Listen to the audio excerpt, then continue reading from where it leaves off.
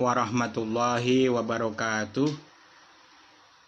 Alhamdulillah wassalatu wassalamu ala rasulillah Sayyidina Muhammadin ibni Abdillah, amma ba'dah. Alhamdulillah para desa ngaji online Ramadan, kita pada malam ini akan sampai tentang khitbah dan khutbah. Jadi ada khitbah, ada khutbah.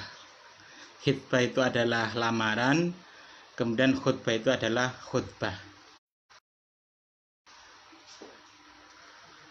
Di sini dikatakan oleh pengarang Syekh Kiai Haji Hasyim Asy'ari Tabuireng,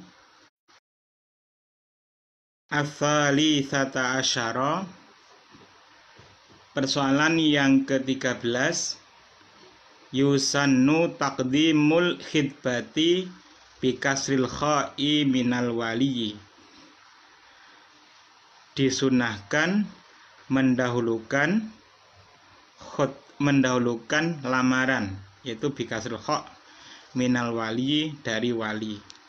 Jadi di sini disunahkan adanya pendahuluan, yaitu berupa lamaran. Nah, tentang lamaran ini dihubungkan dengan yang edisi sebelumnya, bahwa ketika seorang laki-laki itu berkehendak, dalam bahasa Fathul Mu'in dikatakan pakai ba'dal azmi, setelah adanya tekad. Ba'dal azmi, berkehendak, tekad yang kuat untuk menikah, maka disunahkan untuk melihat kemudian melamar. Nah,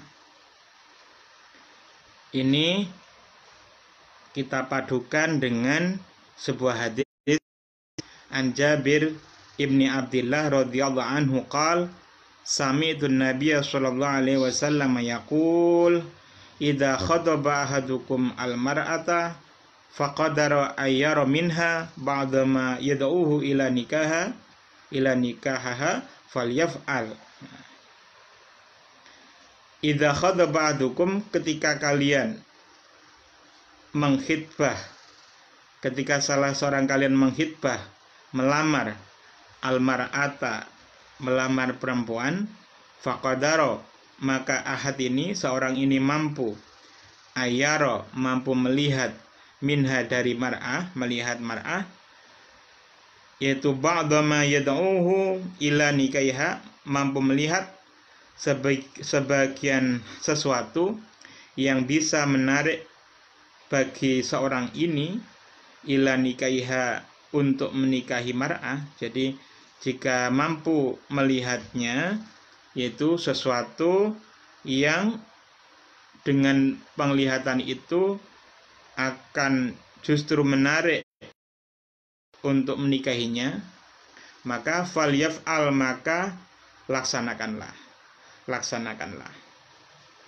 Jadi sebagaimana kita bahas sebelumnya, melihat perempuan ini itu adalah diperkenan. Kenapa? Karena ketika laki-laki melihat perempuan yang ingin dinikahinya, kemudian ada proses lamaran, itu sebenarnya adalah sebagai muqaddimah sebelum adanya pernikahan. Jadi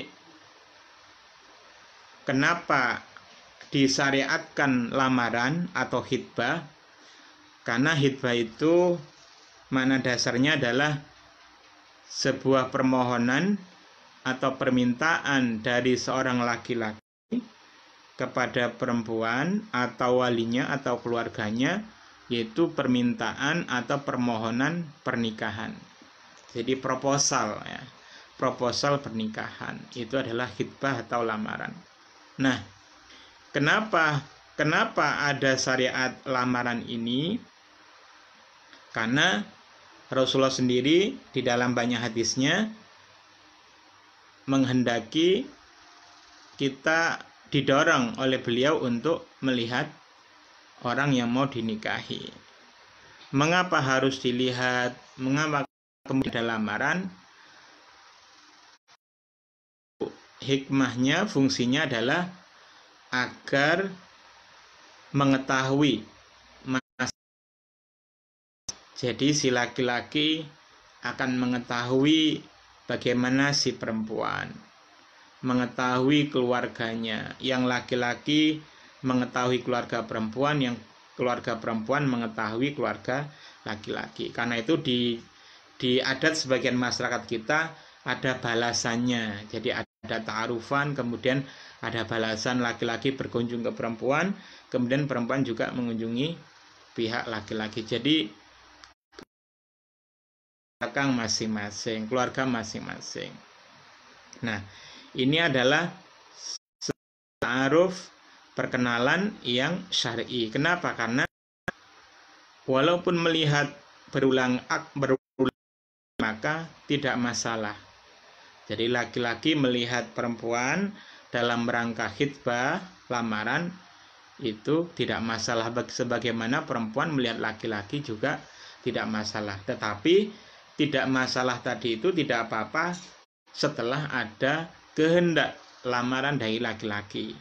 Yang sebenarnya secara substansial yang disebut lamaran itu adalah ketika seorang laki-laki mengatakan kepada perempuan, aku ingin menikahimu. Nah, itu lamaran. Aku ingin menikahimu, itu sebuah lamaran. Baik disampaikan langsung kepada perempuan itu, atau lebih baik menurut adat masyarakat agar semuanya berjalan hikmah, berjalan ada kontrol masing-masing dari pihak keluarga masing-masing, pihak laki-laki melamar kepada pihak perempuan. Di sebagian adat kita, sebelum lamaran resmi itu ada biasa disebut ta'aruf. Nah, ta'aruf itu bisa masuk pada lamaran itu sendiri atau bisa juga dianggap sebagai pralamaran. Nah, ketika ada lamaran seperti ini, maka ketika sudah diketahui latar belakang masing-masing, maka di masa lamaran ini adalah masa untuk semakin mengokohkan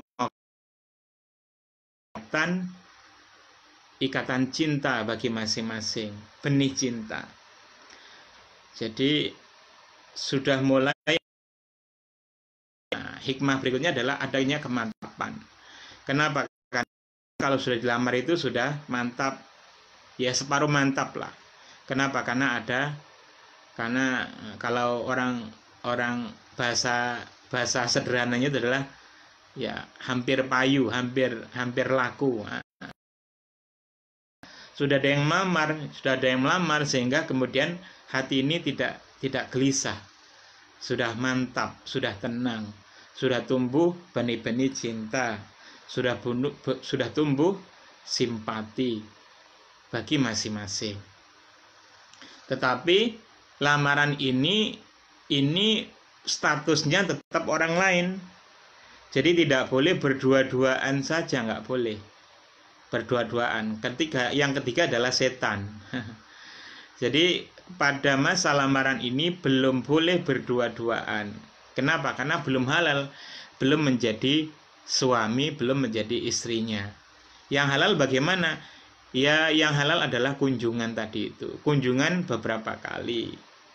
Atau ketika ada pertemuan, itu harus ada pendampingnya, supaya tidak ada setan yang merasuk kepada.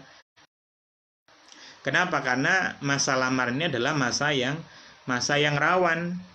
Jadi zona kuning. Ya. Kenapa? Karena dianggap sudah ada semacam ikatan, nyatanya belum ada akad.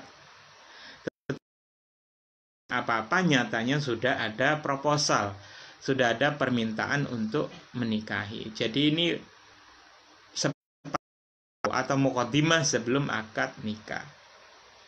Nah, tetapi Maksud saya adalah karena belum akad, maka sebenarnya lamaran itu tidak bisa dianggap sebagai mutlak sebuah perjanjian menikahi. Tidak bisa dianggap mutlak begitu. Kenapa? Karena lamaran juga bisa dibatalkan. Setelah ada proses, kok sepertinya ada sesuatu yang kurang bagus, maka lamaran boleh dibatalkan. Lamaran. Jadi lamaran boleh dibatalkan. Pembatalan itu baik dari pihak laki-laki maupun pihak perempuan. Contohnya begini. Ketika seorang laki-laki, keluarga laki-laki melamar kepada perempuan. Kemudian setelah itu biasanya di masyarakat ada masa tunggu, musyawarah dahulu. Nah, setelah musyawarah diterima. Nah, kemudian setelah diterima itu ada terjadi sesuatu, maka bisa dibatalkan baik dari laki-laki maupun perempuan. Nah, ketika belum ada pembatalan, maka pihak orang lain tidak boleh melamar. Jadi sudah. Nah, kenapa? Karena sudah ada permintaan untuk menikahi. Nah, karena itulah di dalam proses lamaran itu harus ada kejujuran. Ada kejujuran. Rasulullah dalam salah satu hadis itu ada cerita bahwa ada seorang laki-laki itu melamar. Nah, melamar, tetapi ketika melamar si laki-laki ini pakai semir. Nah, jadi rambutnya sudah ada putihnya nih. Ternyata ketika melamar itu pakai semir.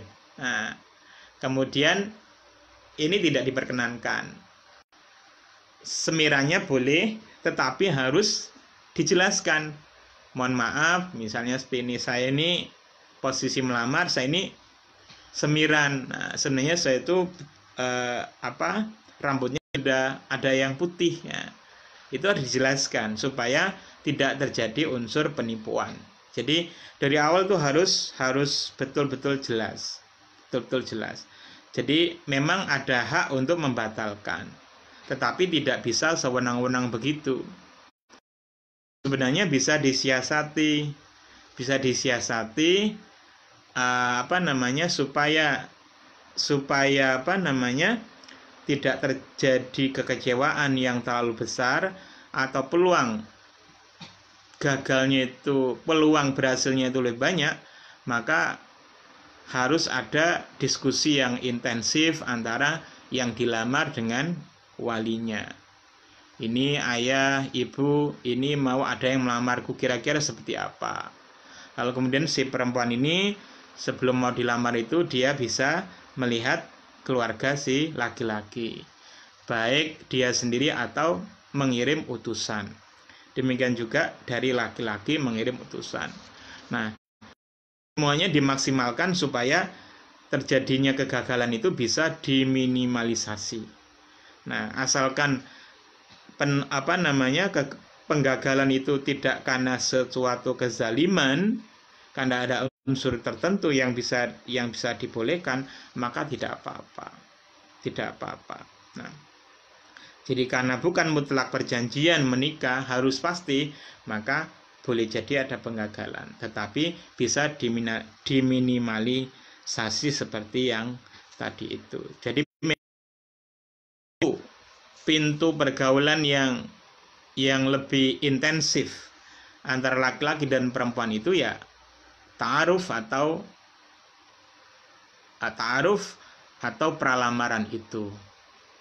Jadi ketika lamaran itulah kemudian dibolehkan melihat wajah, kemudian telapak tangan. Melihat wajah itu tujuannya untuk melihat keelokan, kecantikan, kegantengan. Kalau telapak tangan ini untuk melihat karakter kulitnya dan seterusnya. Kemudian para penyimak yang berbahagia, tadi disampaikan tentang persoalan yang ke-13. Disunahkan mendahulukan lamaran. Kemudian juga disunahkan wahud batun qablaha, Nah, di lamaran ini disunahkan khutbah sebelum proses lamaran itu. Jadi maksudnya adalah pihak laki-laki atau keluarga sebelum melamar itu ada khutbahnya. Ada khutbah disampaikan oleh pelamar atau yang mewakili. Nah, khutbahnya sebagaimana nanti dia akan dijabarkan seperti apa. Jadi khutbah itu kemudian menurut ulama di dalam proses pernikahan itu ada disunahkan 4 khutbah. Pada proses lamaran 2 kali, yaitu dari pihak pelamar dan pihak yang dilamar. Kemudian ketika akad pernikahan nanti itu ada 2, yaitu dari wali perempuan dan dari laki-laki. Nah, itu bagi yang berpandangan disunahkan untuk laki-laki juga khutbah sebelum qabul itu. Nah, tetapi ada ulama yang mengatakan disunahkan khutbah itu ada 3. Yang untuk akad, yang pihak laki-laki tidak disunahkan. Nah, jadi ada 4 khutbah atau setidaknya 3 khutbah. Nah, wa khutbatun qablaha wa kadza qablal ijabah, begitu juga disunahkan khutbah sebelum ijabah. Sebelum ijabah, sebelum apa? Jawaban. Dan dari pihak perempuan ini juga disunahkan khutbah. Jadi khutbahnya tidak panjang banget begitu, enggak. Tetapi khutbah itu intinya yang akan diterang tadi itu nanti lagi yaitu hamdalah dan seterusnya. Qala al-ashab, berkata para ashabus Syafi'i, yaitu para ulama pengikut mazhab Syafi'i, wal khutbatu khutbah tasulu biha wassalam ala Rasulullah sallallahu alaihi wasallam wal wasiyati. Khutbah itu maksudnya itu berhasil, bisa mencukupi disebut sebagai khutbah, yaitu dengan adanya hamdalah. Jadi kullu amrin dibalin la yubda'u bihamdillah bilhamdalah fa wa aqta. Jadi dipakai hamdalah dulu, memuji Allah. Dalam khutbah Jumat juga hamdalah. Jadi khutbah itu berhasil dengan mengucapkan alhamdulillah. Alhamdulillah. Nah, kemudian ada sholawat, wassolati, membaca sholawat, wassalami, dan membaca salam. Bisa apa? Usolli wa usallimu, atau wassalatu wassalamu ala Rasulillah. Nah, kemudian wal wasiyah, dan wasiat takwa. Jadi singkat saja, usikum bitaqwallah, seperti itu. Fayaqulu, maka berkata al-khatibu, yaitu pelamar. Jadi al-khatib.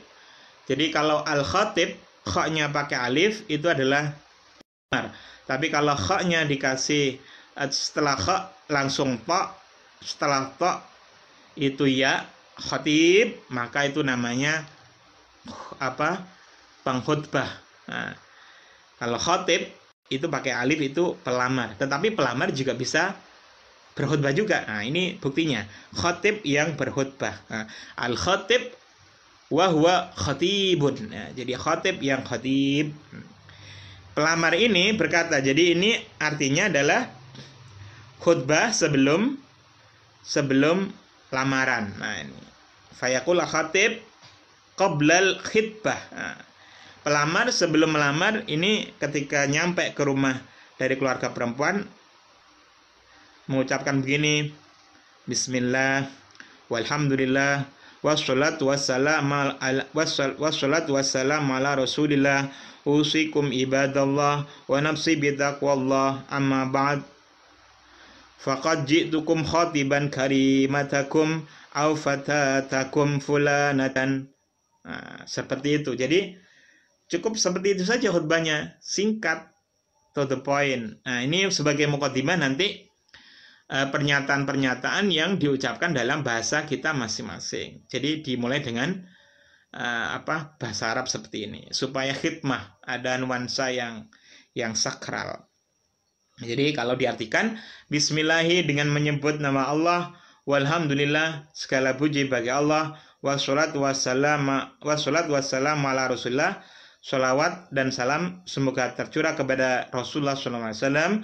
Usikum, aku berwasiat kum kepada kalian, ibadallah, wahai para hamba Allah, wa nafsi, dan aku berwasiat kepada diriku. Wasiatnya apa? Bitaqwallah, dengan takwa kepada Allah. Amma ba'd, setelah hamdalah dan seterusnya itu, faqad ji'tukum, maka sungguh aku datang kepada kalian, khotiban, dalam keadaan yang melamar. Nah, ini pelamarnya ini keren banget. Nah, pelamarnya ini pede, berkhutbah begitu. Ji'tukum khotiban, khotiban karimatakum, dalam keadaan melamar karimatakum, yaitu melamar anak perempuan kalian. Au fatatakum, maksudnya adalah atau putri kalian, yaitu fulanatan, fulanah siapa namanya.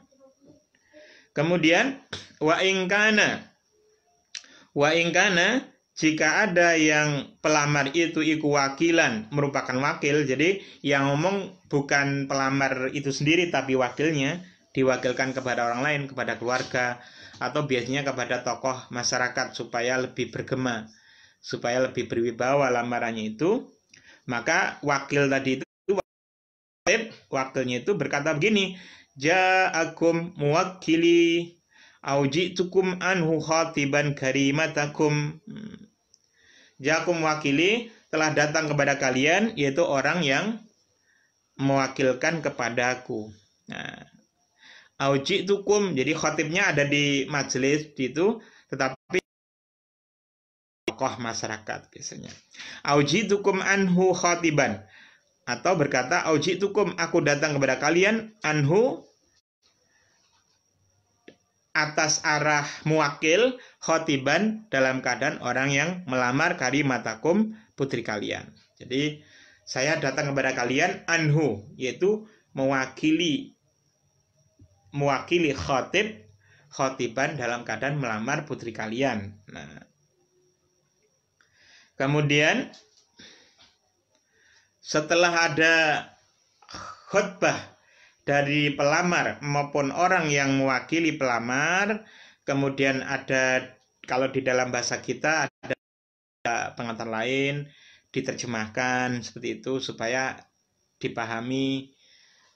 Kami ini keluarga Joyo Santoso misalnya, atas nama ini bermaksud melamar putri panjenengan yang bernama siapa misalnya. Nah, kemudian setelah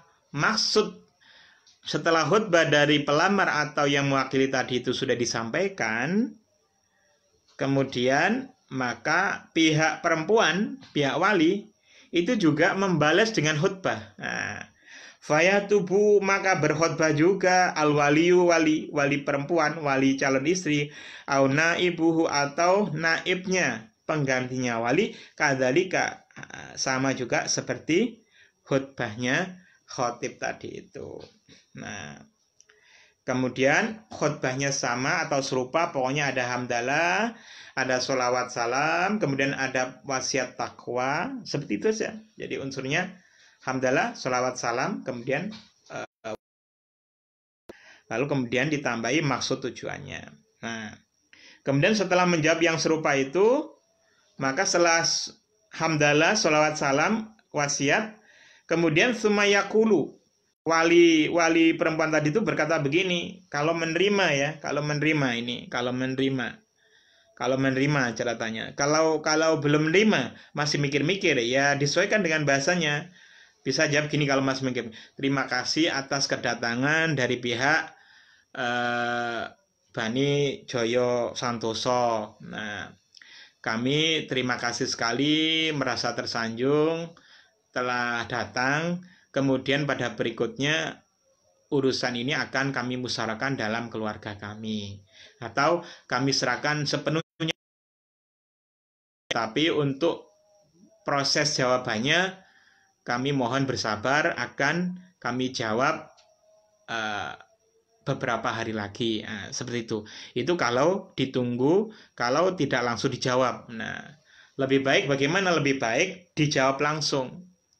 Lebih baik dijawab langsung. Jadi diterima apa enggak, seperti itu, supaya jelas. Kenapa? Karena biasanya di adat kita itu melamar itu tidak hanya membawa orang. Melamar itu membawa keluarga, juga membawa jajan, bawa macam-macam. Bawa apa namanya dia? Bawa oleh-oleh macam-macam lah. Yang kemudian yang pihak putri juga membalas dengan membawa juga. Nah, ini kan ribet kalau kemudian tiba-tiba ditolak. Jadi harus dikomunikasi dulu, disiasatin. Karena itulah di dalam tradisi kita itu ada dua biasanya. Ada semacam ta'aruf, perkenalan dulu, dialog pra, lamaran. Nah, itu biasanya ini cuma seorang saja, seorang calon pelamar kepada keluarga istri, atau bersama temannya, atau bersama ustadznya, atau bersama salah satu keluarganya yang bukan ayah ibunya. Jadi biasanya kalau ta'aruf itu tidak melibatkan ayah ibu, tetapi melibatkan orang agak jauh, teman atau orang yang dipercaya. Dan itu ya hanya ini aja, membawa orang aja biasanya. Nah, ini. Nah, setelah proses ta'aruf itu kan kemudian ada proses dialog berikutnya. Nah, mungkin kalau sekarang enak bisa pakai WA, SMS, atau telepon. Ini saya mau melamar nih, kira-kira tidak, iya. Nah, bisa disiasati kira-kira diterima apa enggak. Kalau si calon ini kemudian tidak bisa menjawab, ya udah saya nunggu jawabannya. Maka setelah ditunggu jawaban, iya diterima. Setelah diterima baru kemudian berangkatlah keluarga itu di tanggal waktu yang ditentukan. Jadi tidak ribet. Kadang ada proses lamaran nunggu-nunggu. Wah iya ini kami musyawarahkan dulu. Wah ini terlalu lama ini. Lamaran itu ya udah sekaligus diterima aja seperti itu. Nah, ini yang dicontohkan begini, summa yaqul, kemudian wali itu berkata, yaqulu lasta bimarhubin angka, lasta tiadalah engkau bimarhubin angka, tiadalah engkau termasuk, tiadalah engkau orang yang dibenci. Artinya apa? Wah, artinya kamu masuk nominasi, ya seperti itu. Kamu diterima, Anda diterima. Lasta bimarhubin angka, engkau diterima. Nah, seperti itu. Jadi perjuangannya tidak sia-sia lah, tidak sia-sia. Nah, ini yang proses lamaran. Jadi proses lamaran itu dianjurkan, disunahkan ada 2 khutbah, yaitu khutbah dari pihak pelamar dan khutbah dari pihak wali atau pihak putri. Kemudian berikutnya ar-rabi'ata asyarata, persoalan yang ke-14. Yustahabu ayyakula al-muzawwizu qabla al-aqd, disunahkan orang yang menikahkan itu, yaitu pihak wali ya, disunahkan orang yang menikahkan itu berkata qoblal akdi, sebelum akad. Nah, ini beda lagi. Kalau yang paragraf di atas yaitu yang ke-13 ini membahas tentang prosesi lamaran. Nah, yang paragraf berikutnya ar-rabi'ata asyrat ini adalah ini menerangkan tentang proses dalam akad, yaitu proses akad nikah, ijab kabul itu. Nah, yusabu ayakula al-muzawwizu qabla al-aqdi uzawwizuka ala ma amarallahu bihi azza wa jalla min imsakin bima'ruf au tasrihin bi ihsan. Jadi muzawwi tadi itu yang menikahkan itu baik dari wali atau wakilnya, sebelum akad ijab kabul itu beliau berkata, uzawwizuka, aku nikahkan engkau ala ma'amarallah, menurut apa yang diperintahkan Allah, bihi, dengan itu, bi dengan ma. Azza wa jalla, Allah azza wa jalla min imsakin bi ma'ruf, yaitu dengan apa? Penahanan dengan kebaikan, au tasrihin bi ihsan, atau kalau tidak bisa diimsak, tidak bisa ditahan, itu pelepasan atau pemisahan bi ihsan dengan kebaikan. Nah, ini. Jadi uzaujuka ala ma amrallah bi azza wa jalla min imsakin ma'ruf au tasrihin bi ihsan. Ini. Jadi dalam akad itu dari pihak muzawis, pihak wali itu juga disunahkan untuk khutbah. Nah, khutbah yaitu salah satu isinya setelah hamdalah, sholawat, salam, wasiat itu uzawizuka. Nah, itu isinya itu. Kemudian wa ayat mendoakan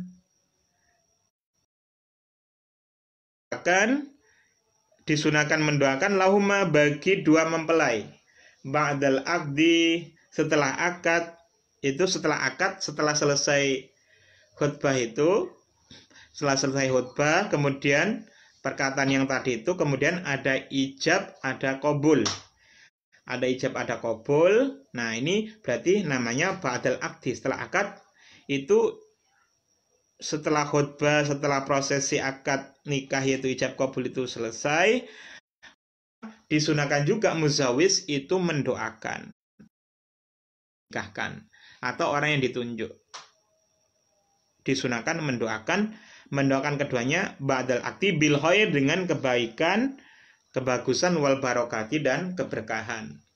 Kenapa disunahkan mendoakan kebaikan dan keberkahan?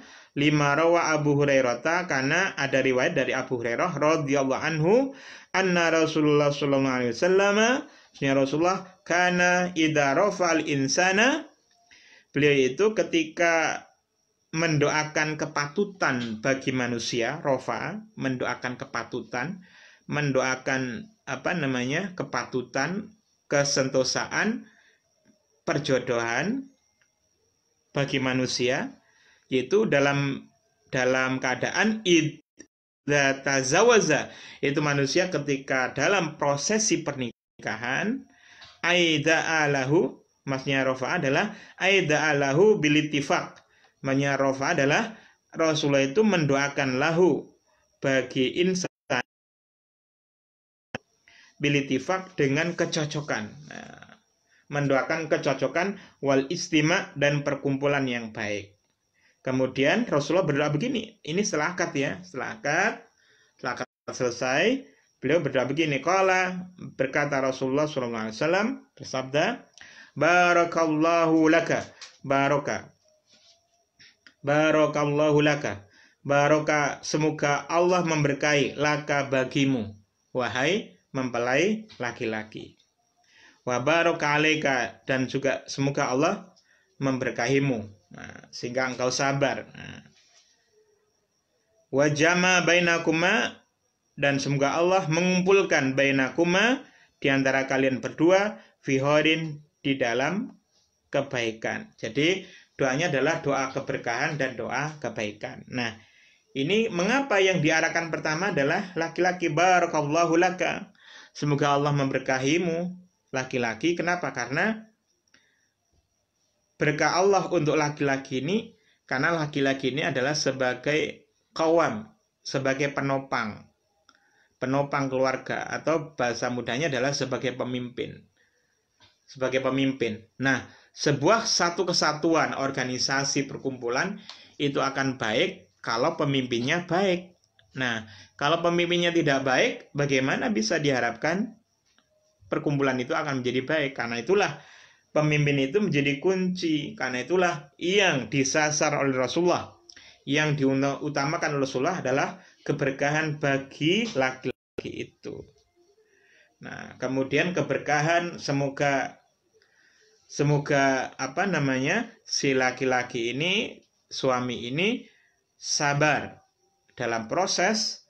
Nah, sabar dalam proses ini dengan penuh keberkahan. Kemudian Rasulullah kemudian berdoa, wajama bainakuma, semoga Allah mengumpulkan kalian berdua, yaitu suami istri, fi khairin, di dalam kebaikan.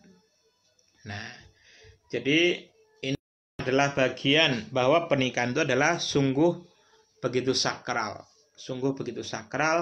sehingga diakhiri dengan doa. Ya, sama seperti khutbah itu ada hamdalah, kemudian ada mauidhah, nasihat, kemudian ada doa.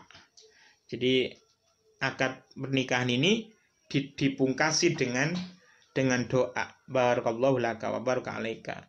Doanya tidak begini, semoga kalian menjadi kaya, tidak begitu. Nah, tetapi sudah ada di dalam ayat Al-Qur'an kan, jika kalian masih fakir, maka niscaya Allah akan mengayakan, memampukan kalian, memampukan kamu. Nah, ini juga motivasi yang kuat sekali dari syariat, bahwa manusia itu tidak boleh putus asa, tidak boleh kecil hati. Betapa banyak keluarga ini yang dimulai dari titik nol. Nah, dimulai dari titik nol, dari titik-titik penderitaan, dari titik-titik titik-titik kesengsaraan, titik-titik yang masih kosong. Tetapi karena dimulai dengan komitmen yang baik, membangun keluarga yang baik dengan niat menjaga diri supaya amanah keagamaan terjaga, supaya punya keturunan, motivasi yang baik, maka ini adalah berpahala. Sehingga ini menjadi nilai spiritualitas yang tidak terukur, nilainya yang luar biasa. Nah, karena itulah kemudian di suatu hadis yang lain, Rasulullah itu pernah, yaitu beliau itu menganjurkan menikah dengan gadis. Kenapa? Karena gadis itu lebih rela untuk diberi yang sedikit. Nah, lebih rela untuk diberi yang sedikit. Kenapa begitu? Karena si gadis ini belum pernah pengalaman berkeluarga, sehingga ya nggak tahu apa-apa. Ya sudah, yang sedikit itu akan diterima. Tetapi kalau kita menikah dengan janda, kita perjaka menikah dengan janda, tiba-tiba begitu, maka yang janda ini sudah pernah sebelumnya. Boleh jadi dia akan membanding-bandingkan. Dulu itu membelanjai saya segini, kok sekarang kok suami saya yang baru ini kok tidak balance. Nah, karena itulah salah satu mengajukan untuk menikahi gadis. Kenapa? Karena gadis itu lebih rela dengan nafkah yang sedikit. Nah, kalau kita manis secara kontekstual, artinya apa? Artinya kekeluargaan itu bisa dimulai dari titik yang minimal.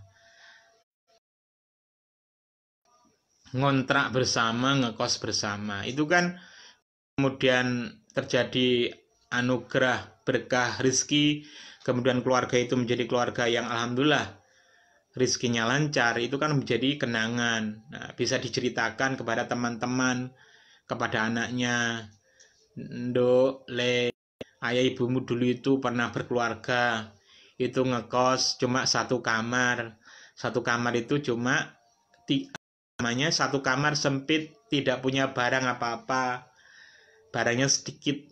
Nah, satu kamar saja selama 3 bulan. Nah, itu kan kenangan yang luar biasa itu. Beda dengan suami istri yang ketika menikah sudah dilimpahi dengan segala fasilitas yang ada. Boleh jadi khidmahnya menjadi kurang. Apa-apa dicemapakno oleh ayah ibunya. Nah, ini ya masing-masing punya plus minus, tetapi rasa-rasanya itu kok namanya revolusi, namanya jihad keluarga itu kalau dimulai dari titik itu. Jadi apalagi itu komitmen itu berasal dari apa? Dari anak sendiri bilang kepada orang tuanya, ayah ibu izinkan aku izin ngekos atau ngontrak rumah bersama saya ini berlatih mandiri. Jadi berlatih mandiri itu bisa dimulai dari lepas dari keluarga induk. Nah, itu sebagian keadaan begitu. Wah, tidak semuanya seperti itu. Ada juga kemaslahatan yang membawa harus berada di rumah induk. Kenapa? Karena ibunya tidak ada yang menjaga. Siapa yang menjaga kalau bukan kita? Berarti dalam kondisi begitu, maka kita bersama ayah ibu atau ibu kita atau ayah kita. Ya tidak masalah, tetapi substansinya adalah kemandirian. Ada keterbatasan. Dengan adanya keterbatasan itu diharapkan akan terjadi sebuah proses cara berpikir, belajar memanai keterbatasan-keterbatasan itu sehingga mendewasakan kedua belah pihak. Kalau sedikit-sedikit diikut campuri oleh keluarga ini, bagi sebagian orang tidak masalah, tapi bagi sebagian orang menjadi masalah. Kenapa? Karena tidak ada kemandirian. Ini juga problem. Jadi memang banyak problem. Jadi hidup rumah tangga itu dari titik A hingga Z itu semuanya problem. Tetapi yang membedakan adalah bagaimana kita menyikapi problem itu. Kenapa? Karena ketika kita yakin bahwa problem itu pasti ada, maka yang harus kita lakukan adalah cara mengubah problem itu, cara berpikir menghadapi masalah, dan cara mengatasi masalah. Nah, sehingga mengatasi masalah tanpa masalah. Jadi didoakan keberkahan itu luar biasa, doa yang sangat substansial. Keberkahan itu adalah tambahnya kebaikan. Jadi bukan semata kekayaan, tetapi keberkahan itu. Keberkahan itu adalah yang sedikit tetapi mencukupi. Tetapi kalau banyak tidak mencukupi, maka namanya tidak berkah. Nah, supaya menjadi berkah cukup, maka hatinya perlu ditata. Hatinya perlu ditata, harus rela sengsara dahulu, dan seterusnya. Sehingga kemudian memanah hidup ini dengan penuh keberkahan. Dalam keadaan senantiasa selalu syukur, syukur, dan syukur. Kemudian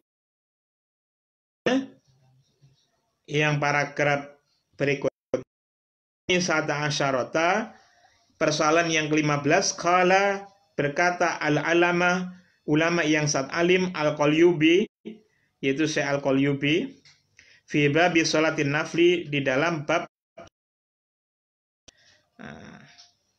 min hasyatihi, dari catatan pinggirnya beliau, ala syarhil alama al-mahali, atas syarah dari kitab karangan al-alama, orang yang sangat alim, mahali. Ya. Ada hasyah al-Qalyubi. Ya. Apa perkataan al-alama al-Qalyubi? Yusannu rok'at, melaksanakan sholat 2 rakaat li zauzi, bagi suami, qabla aqdin nikahi, sebelum proses akad nikah. Jadi sebelum akad nikah ini disunahkan bagi suami, calon suami ini, untuk sholat sholat 2 rakaat. Grogi juga. Kadang-kadang ada seorang calon suami itu ketika qabul ini grogi. Grogi. Tidak harus bahasa Arab, tetapi memang kadang-kadang bagi orang yang tidak tahu, kadang-kadang sholat tidak harus bahasa Arab, tetapi memang kalau pakai bahasa Arab itu rasanya lebih syahdu, lebih lebih menggema. Jadi disunahkan sholat waliman zufat lahu urusun qoblal wiqa, dan disunahkan juga sholat 2 rakaat bagi orang yang dipertemukan lahu urusun, dipertemukan nuansa kepengantinan. Nah, yaitu nuansa kepengantinan qoblal wiqa'i, sebelum berkumpul. Nah, jadi sebelum berkumpul ini juga disunahkan bagi suami berkumpul, disunahkan juga bagi istri untuk sholat 2 rakaat. Nah, wajib, sunnah tidak wajib. Pernikahan itu dimulai dari adanya perkenalan yang perkenalan itu ada pada pralamaran maupun pada prosesi lamaran, peminangan, ta'aruf, dan lamaran, maka ketika kondisi keluarga masing-masing sudah diketahui, orientasi hidup sudah diketahui, cara berpikirnya secara global sudah diketahui, maka ketika sudah terjadi akad, maka dua mempelai ini sudah siap. Kenapa? Karena sudah mengukur, oh si suami saya ini dari keluarga seperti ini, dengan latar belakang seperti ini, oh istri saya seperti ini, dan seterusnya. Sehingga dengan adanya perkenalan yang cukup itu, maka diharapkan pernikahan keduanya akan menjadi pernikahan yang berkah dan penuh dengan kebaikan. Demikian, semoga uraian ini bisa bermanfaat bagi diri kami pribadi dan bagi pendengar semuanya saja. Wallahul muwafiq ila aqwamit thoriq. Wassalamualaikum warahmatullahi wabarakatuh.